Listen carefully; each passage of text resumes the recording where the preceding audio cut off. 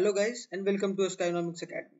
My name is Sunil Kumar Yadav और आज हम लोग इकोनॉमिक्स का एक मोस्ट इम्पॉर्टेंट टॉपिक में से एक मनी और बैंकिंग के बारे में डिस्कस करने जा रहे हैं और उसके सारे एमसीक्यूज को हम लोग कवर करने की कोशिश करेंगे। और ये एक सीयूटी के लिए एक मोस्ट इम्पॉर्टेंट टॉपिक में से एक है और आप लोगों को जानकारी होना भी चाहिए।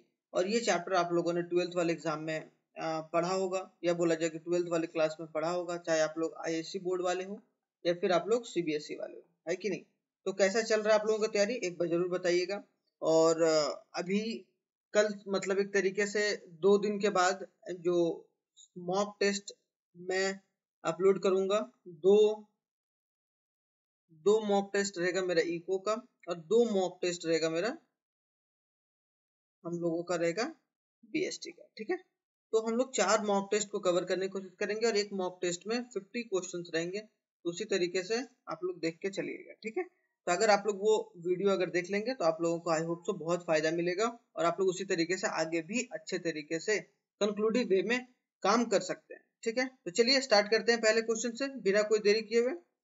पहला क्वेश्चन ये रहा आपके स्क्रीन पर। तो पहला क्वेश्चन जो हमारे पास है वो क्या है, बोला गया what is the defect of barter system. देखो मनी और बैंकिंग, देखो मैं कॉन्सेप्ट के साथ साथ थोड़ा बताता चला जा रहा हूँ कि मनी आने से पहले क्या था, एक तरीके से बार्टर सिस्टम था। मनी आने से पहले क्या था, बार्टर सिस्टम था। बार्टर सिस्टम में क्या होता था, एक तरीके से बार्टर सिस्टम में एक पर्टिकुलर पर्सन रहता था और एक दूसरा पर्टिकुलर पर्सन रहता था, मतलब 2 पर्सन, उन दोनों के पास मान लो इसके पास शूज है और इसके पास या मान लो कि स्लीपर है। ठीक है, और अगर एक तरीके से इसे इसे क्या चाहिए, शूज चाहिए, तो शूज इससे ले लेता था और ये स्लीपर इससे इसको दे देता था। मतलब एक तरीके से किस चीजों में एक्सचेंज होता था, कमोडिटी से कमोडिटी में एक्सचेंज होता था। तो यहाँ बोला जा रहा है कि क्या इनमें से क्या डिफेक्ट है, तो एक तरफ बोला जा रहा है difficulty in measurable measurement of value, value को मेजर करना डिफिकल्ट हो जाता था। कोई चावल लिया या कोई गेहूं या चावल और गेहूं का एक्सचेंज कर रहा है तो उसका कोई अंदाजा लगाना ठीक नहीं था कि भाई ये कितने का है, ये कितने का है, या कितना राइस पर कितना वीट देना चाहिए कि नहीं देना चाहिए। तो मेजरमेंट ऑफ वैल्यू में दिक्कत आती थी। Lack of double coincidence of funds, हो सकता है कि दोनों दोनों बंदे जो भी हैं, एक बंदा और 2 बंदा, दोनों को सेम चीजों की आवश्यकता पड़े, है कि नहीं। ये सब सारी चीजें difficulty in store of value, से स्टोर नहीं कर सकते। आज क्या है, आपके पास मनी है, रुपया है, तो आप लोग उसे क्या कर सकते हैं, स्टोर कर सकते हैं, खराब नहीं होगा। लेकिन आप अगर आपके पास वीट और राइस था, मान लो कि वीट और राइस रहता और उसे स्टोर करोगे तो कब तक करोगे, वो एक न एक दिन खराब हो जाएगा।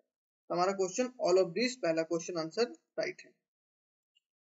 अब आते हैं क्वेश्चन नंबर सेकंड में। क्या बोला गया, क्वेश्चन नंबर सेकंड बोला है dash refers to the purchaser and sales of securities, कि कौन क्या बोलता है, मतलब एक तरीके से कौन सा टर्म है जो इंडिकेट करता है। तो इसका क्या है कि सेल्स एंड सिक्योरिटीज कभी देख लो तो ओपन मार्केट ऑपरेशन, ओएमओ। ठीक है, ओपन मार्केट ऑपरेशन जो हमारा ये ऑप्शन नंबर बी है। Open market operation refers to the purchase of sales of government securities by a central bank from a general public in the form of bond in the bid to increase or decrease in the money supply। Money के supply को increase करने के लिए, money के supply को market में increase करने के लिए या फिर डिक्रीज करने के लिए एक तरीके का इस्तेमाल होता है, वो open market operation. Open market operation कौन करता है, एक तरीके से आरबीआई करता है। किसके बिहाफ में, गवर्नमेंट के बिहाफ में, मतलब गवर्नमेंट के लिए जो आरबीआई रहता है वो क्या करता है, सेल करता है गवर्नमेंट सिक्योरिटीज को या फिर वो परचेज करता है। तो सेल और परचेज करता है गवर्नमेंट सिक्योरिटीज या बॉन्ड को। तो ये बात याद रखिएगा, ठीक है, ताकि मनी ऑफ द सप्लाई या सप्लाई ऑफ मनी को एग्जीक्यूट किया सके, या सप्लाई जो मनी का है उसे इंक्रीज और डिक्रीज किया जा सके इकोनॉमी में। तो हमारा ऑप्शन नंबर बी सेकंड का राइट है। अब आते हैं क्वेश्चन नंबर 3 में। क्वेश्चन नंबर 3 में क्या बोला गया, क्वेश्चन नंबर 3 में ये बोला गया RBI regulates the money supply by controlling the stock of. RBI कैसे रेगुलेट करती है मनी सप्लाई को, तो ये हाई पावर्ड मनी के थ्रू। क्या, high powered money, M1 M0 होता है, M1 होता है, M2 होता है और M3 होता है। तो ये क्या एक तरीके से हाई पावर्ड मनी है जिसके थ्रू आरबीआई क्या करती है, अपनी स्टॉक को कंट्रोल करती है, एक तरीके से रेगुलेट करके चलती है। ये ऑप्शन नंबर बी हमारा correct answer. Question number 4, bank that accept deposit for a lending purpose, कि वैसा बैंक जो एक्सेप्ट करता है डिपॉजिट ताकि वो लोन दे सके, उसको हम लोग क्या बोलते हैं, उसको हम लोग कमर्शियल बैंक बोलते हैं। क्या बोलते हैं, कमर्शियल बैंक, क्योंकि वो एक्सेप्ट करती है डिपॉजिट ताकि लेंड कर सके या फिर बोला जाए कि लोन दे सके जो बोरोवर्स हैं, जो लेना चाहते हैं। तो कॉमर्शियल बैंक करता है। क्वेश्चन नंबर 4 भी कंप्लीट है। क्वेश्चन नंबर 5 क्या बोला जा रहा है, देखो अगर आप लोगों को अभी मैं नोट्स बहुत जल्दी ही इसमें या बोला जाए कि ये स्काइनॉमिक्स एकेडमी के टेलीग्राम चैनल पर शेयर कर दूंगा, तो आप लोग वहां से जाकर डाउनलोड कर सकते हैं या वहां जाकर देख सकते हैं, रेगुलर अपडेट वहां पर मिलता रहता है। Under transaction motive the principal motive for a holding money, principal motive क्या होता है होल्डिंग मनी को लेकर, तो to carry out the transaction, transaction किस तरीके से हो वो सब सारी चीजें। क्वेश्चन नंबर 6 क्या है, which of the following is most liquid measures, सबसे मोस्ट लिक्विड मेजर्स कौन होता है, तो M1, मतलब M1 सबसे पहला मनी होता है जिसके थ्रू एक तरीके से यहाँ पर जो भी जितने भी लोगों का बैंक अकाउंट में पैसा रहता है ना, उसको इंक्रीज या डिक्रीज करने की बात की जाती है खास कर तो ये हमारा कहीं ना कहीं M1 मनी होता है। क्वेश्चन नंबर 6 कंप्लीट है। अब आते हैं क्वेश्चन नंबर 7 में। क्वेश्चन नंबर 7 में क्या बोला गया कि dash was the new initiative taken by the government of India in the November 2016 to tackle the problem। 2016 में क्या सरकार के द्वारा किया गया था, इसका ऑप्शन नंबर डिमोनेटाइजेशन किया गया था। डिमोनेटाइजेशन मतलब नोटबंदी किया गया था।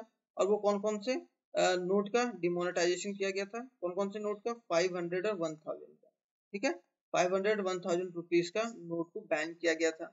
ये सब आप लोग पूरा अच्छे तरीके से आप लोग जान पा रहे हैं, ठीक है, ताकि क्या कम हो सके, ब्लैक मनी कम हो सके, टेररिज्म कम हो सके और सर्कुलेशन ऑफ फिक्स करेंसी कम हो सके। आते हैं क्वेश्चन नंबर 8 में, the RBI can influence the money supply by changing the rate at which gives loan to the commercial bank. जो आरबीआई जिस रेट पर या इन्फ्लुएंस करती है मनी सप्लाई को, तो उसको हम लोग क्या बोलते हैं, उसको बोलते हैं हम लोग बैंक रेट, कि जितना भी जो भी ताकि वो कमर्शियल बैंक कितना लोन दे सके क्या नहीं दे सके, तो वो रेट को क्या बोलेंगे, बैंक रेट। चेंज करता है इंटरेस्ट रेट समय टू समय, या फिर बोला जाए टाइम टू टाइम वो चेंज करते रहती है।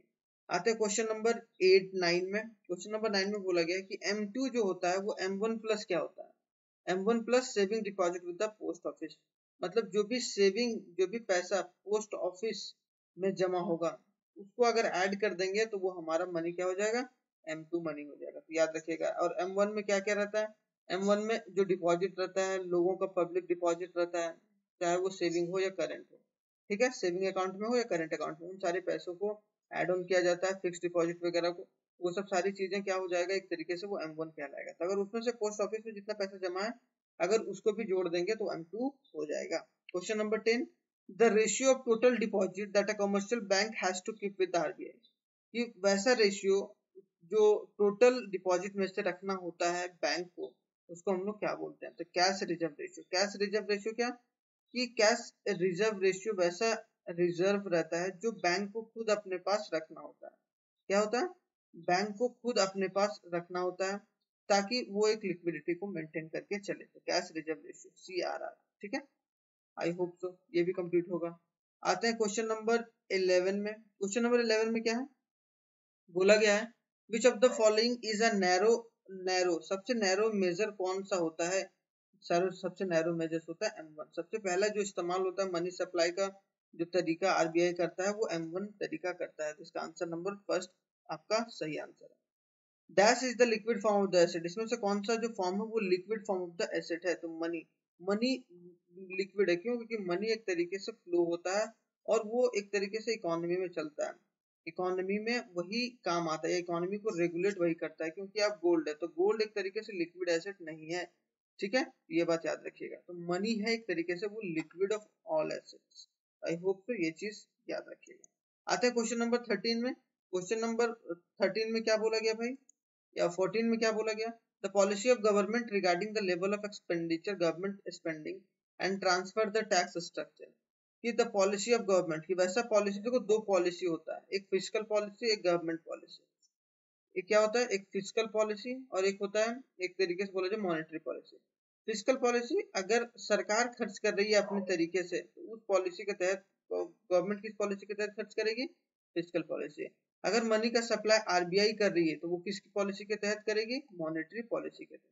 यहाँ बोला गया फिजिकल पॉलिसी क्यों, क्योंकि policy of government regarding a level of spending, कितना ट्रांसफर कर रहा है, कितना क्या टैक्स स्ट्रक्चर होना है, तो वो किसके अंदर आएगा, फिजिकल पॉलिसी के अंदर आएगा, क्योंकि ये किसके हाथ में रहता है, ये पॉलिसी बनाना गवर्नमेंट के हाथ में रहता है। What items are not included in the money supply measures? इसमें से कौन सा आइटम है जो इंक्लूड नहीं होता है? तो यह इंटर बैंक डिपॉजिट की एक जो बैंक रहता है, बैंक 1 और बैंक 2 के बीच में अगर कोई ट्रांजेक्शन हुआ है, ठीक है, एक बैंक से दूसरे बैंक के बीच में अगर कोई ट्रांसफर हुआ है तो वो चीज काउंट नहीं होता है। तो I hope so 15th question भी आपका क्लियर होगा। अब आते हैं 16 क्वेश्चन में क्या बोला गया।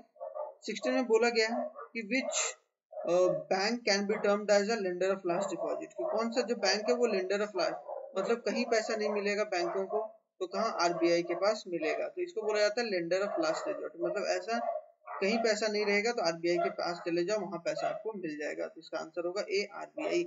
से भी क्या होता है, security and exchange board of India. तो ये क्या करता है, ये कंपनी को रेगुलेट करता है, ये कंपनी को रेगुलेट करता है, और आरबीआई क्या करती है, बैंक को रेगुलेट करती है। 17th question, this currency is issued by the central bank, can be held by the public, by the commercial bank is called, कि जो मनी होता है उसको मॉनेटरी बेस बोलते हैं, रिजर्व बोलते हैं, हाई पावर्ड मनी बोलते हैं। तो एक तरीके से ऑल ऑफ दिस हमारा करेक्ट आंसर, ठीक है।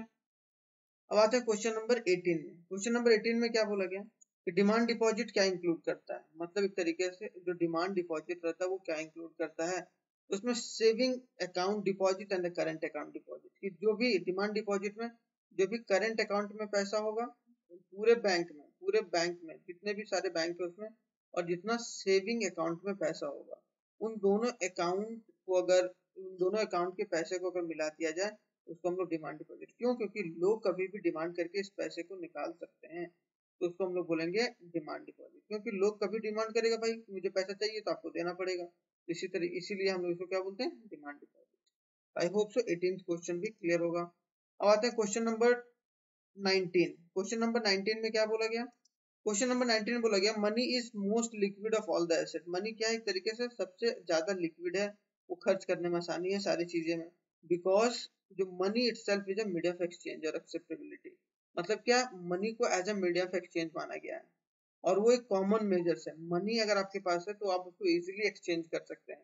हो सकता है कि जो बैंक है वो चेक ना ले, चेक आपको मना कर दे, ठीक है, लेकिन वो आपको पैसा जो मनी होता है वो कभी भी मना नहीं कर सकता है। Question number 20, the difference between the narrow money and broad money, कि नैरो मनी और ब्रॉड मनी के बीच में एक ही डिफरेंस होता है, और उसका क्या, time deposit with the bank. कि ब्रॉड मनी में क्या होता है, एक तरीके से टाइम डिपॉजिट। टाइम डिपॉजिट का मतलब कि जो भी फिक्स डिपॉजिट वगैरह किया जाता है ना, फिक्स डिपॉजिट किया जाता है या रिकरिंग डिपॉजिट जो किया जाता है, वो सब सारा ऐड हो जाता है, तो नैरो मनी से क्या हो जाता है, ब्रॉड मनी हो जाता है, ठीक है।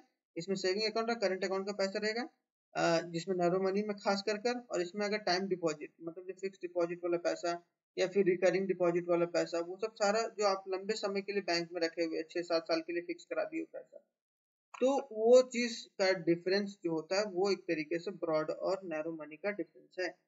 आते हैं question number 21। Under the barter system, the barter system क्या बोलते थे हम लोग उसको, कमोडिटी इकोनॉमी बोलते थे। क्या बोलते थे कि कमोडिटी क्यों, क्योंकि यहाँ कमोडिटी से कमोडिटी एक्सचेंज होता था सॉरी। प्लास्टिक मनी क्या इंक्लूड करता है, प्लास्टिक मनी डेबिट कार्ड, बिल्कुल, क्रेडिट कार्ड, प्रीपेड कार्ड, तो ये तरीके से ऑल ऑफ द अबव तीनों चीज एक्सेप्ट करता है। एक तरीके से डेबिट कार्ड भी आपका, क्रेडिट कार्ड भी, और एक प्रीपेड कार्ड भी, ये तीनों जो कार्ड होता है एक तरीके से प्लास्टिक मनी के रूप में हमें या हम लोग जानते हैं या ये से बोला जाता है, ठीक है। आते हैं क्वेश्चन नंबर 23 में, बिना कोई देरी किए हुए। क्वेश्चन नंबर 23 में ये बोला गया कि monetary system of India is manage, control and regulated. Monetary system किसके द्वारा रेगुलेट किया जाता है, मैनेज किया जाता है, तो ये क्या, आरबीआई। इसका बहुत सिंपल सा आंसर था। Money was evolve to remove the problem of barter system. Money का जो इवोल्यूशन हुआ या मनी जो इतना बढ़ा वो इसलिए बढ़ा ताकि वो प्रॉब्लम हट सके बार्टर सिस्टम का। And find the correct sequence, इसमें करेक्ट सीक्वेंस क्या होगा, इसमें आंसर नंबर डी होगा। पहला होगा 3, पहले मेटालिक मनी आया था, उसके बाद होगा 1, उसके बाद पेपर मनी आया था, उसके बाद होगा 2, उसके बाद प्लास्टिक मनी आया था, फिर डिजिटल मनी। मतलब सबसे पहले जो है वो एक तरीके से मेटालिक मनी के बाद क्या है, मेटालिक मनी के बाद है पेपर मनी के बाद प्लास्टिक मनी के बाद डिजिटल मनी, है कि नहीं, पहले आया था, है कि नहीं। एक तरीके से बोला जाए मेटालिक मनी जब कॉइन्स वगैरह आता था सिल्वर गोल्ड का, उसके बाद क्या, पेपर, उसके बाद नोट वगैरह आ गया, नोट वगैरह आने के बाद डेबिट कार्ड क्रेडिट कार्ड आ गया, जो डेबिट कार्ड और क्रेडिट कार्ड हो गया। अब डिजिटल जैसे क्रिप्टो वगैरह हो गया, ठीक है। ये सब सारा क्या है, एक तरीके से इवोल्यूशन ऑफ मनी है। ये आंसर नंबर डी हमारा करेक्ट आंसर होगा। आते हैं क्वेश्चन नंबर 25 में। क्वेश्चन नंबर 25 में क्या बोला गया? बोला गया sum of total currency held in a public demand deposit in a bank and the other deposit with the RBI are combinedly known as, उसे कंबाइंडली हम लोग क्या बोलते हैं? हम लोग कंबाइंडली उसको M1 बोलते हैं कि जो भी सम ऑफ पैसा करेंटली होल्ड है पब्लिक के पास और जितना डिमांड डिपॉजिट है बैंक के पास और अदर डिपॉजिट जो भी आरबीआई के पास है, मतलब एक तरीके से पब्लिक के पास जितना पैसा है, बैंक के पास जितना पैसा है और आरबीआई के पास जितना पैसा है, तो वो तीनों को मिला देंगे तो वो मेरा क्या हो जाएगा?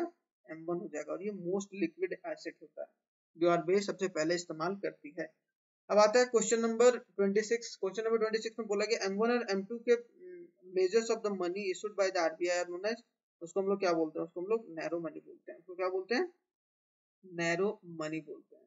नैरो मनी बोलते हैं जो M1 और M2 का मेजर्स है। ठीक है, आई होप सो 26 क्वेश्चन भी कंप्लीट होगा। अब आते हैं 27 क्वेश्चन में।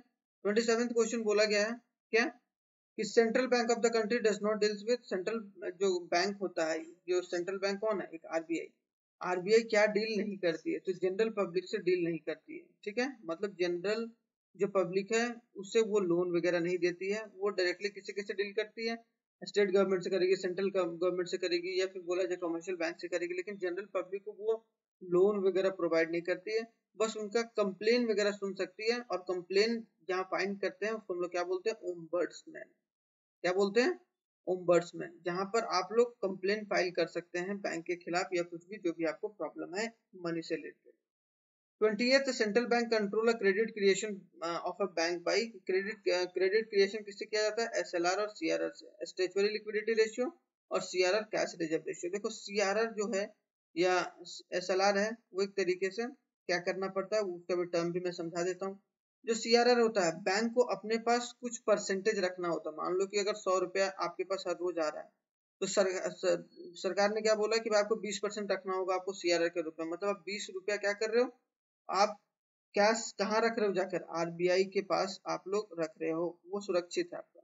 और मान लो कि 30 रुपया आपको खुद अपने पास रखना है, तो 50 रुपया, इसका मतलब क्या है कि आप 50 रुपया ही लोन दे सकते हो। 50 रुपया ही लोन दे सकते हो। आई होप तो ये चीजें कंप्लीट होगी। अब 29th क्वेश्चन पर चलते हैं। 29th क्वेश्चन क्या बोल रहा है भाई जल्दी से? 29th क्वेश्चन हमारे पास बोला गया कि what can RBI do, RBI क्या कर सकती है if it wants to increase the credit in money, कि अगर इंक्रीज करना चाहती है क्रेडिट, मतलब इंक्रीज करना चाहती है मनी का सप्लाई, इंक्रीज करना चाहती है मनी सप्लाई जब इकोनॉमी में, तो वो क्या कर सकती है? तो decrease the bank rate and CRR. क्या करेगी? बैंक रेट जो होगा, बैंक रेट उसे डिक्रीज करेगी, बैंक रेट डिक्रीज करेगी, या फिर सीआरआर डिक्रीज करेगी। अगर सीआरआर डिक्रीज करेगी मतलब क्या है कि बैंक जो आरबीआई के पास पहले मान लो कि 20 रुपया रख रहा था, अब वो 10 रुपया रखेगा, मतलब 10 रुपया वो एक्स्ट्रा लोन दे सकता है। एक्स्ट्रा क्या दे सकता है? एक्स्ट्रा 10 रुपीज उसके पास बचेगा तो वो लोन दे सकता है। तो अगर ये कम होगा तो ज्यादा वो इकोनॉमी में पैसा इंक्रीज होगा। ठीक है, आते हैं क्वेश्चन नंबर 30 में। Dash refers to the portion of the total deposit with the commercial bank to keep with the central bank, जो सेंट्रल बैंक के पास रखना होता है। अभी बताएं, सीआरआर। कैश के रूप में रखना पड़ता है किसको? बैंक को रखना पड़ता है। बैंक को रखना पड़ता है किसके पास? आरबीआई के पास। उसको हम लोग बोलेंगे कैश रिजर्व रेशियो। ठीक है, आते हैं क्वेश्चन नंबर 31 में। क्वेश्चन नंबर 31 में क्या बोला गया? क्वेश्चन नंबर 31 में बोला गया कि जो central bank can issue the availability of credit, की इशू कर सकती है अवेलेबिलिटी ऑफ क्रेडिट किसके थ्रू?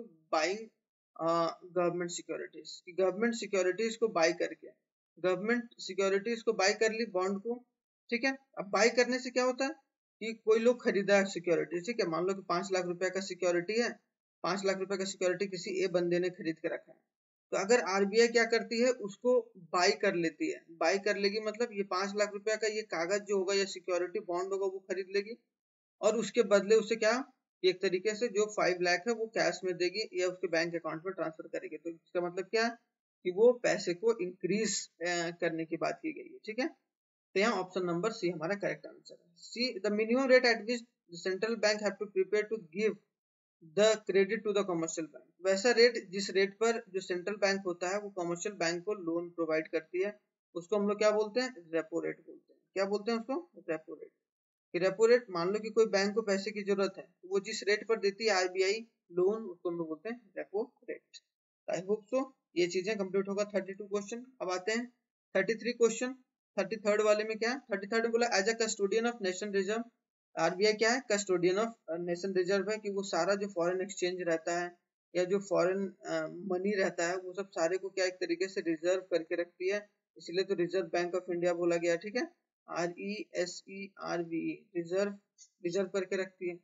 तो यहाँ पर ऑप्शन नंबर डी होगा कि ये फॉरेन करेंसी को रिजर्व करती है, गोल्ड को, और एक तरीके से foreign treasury bill, treasury bill को क्या बोलते हैं, टी बिल भी बोलते हैं। तो ये तीनों को आरबीआई क्या करती है, एक तरीके से रिजर्व करके रखने की कोशिश करती है, या करती है, कोशिश क्या करती है, करनी पड़ती है उनको उसको।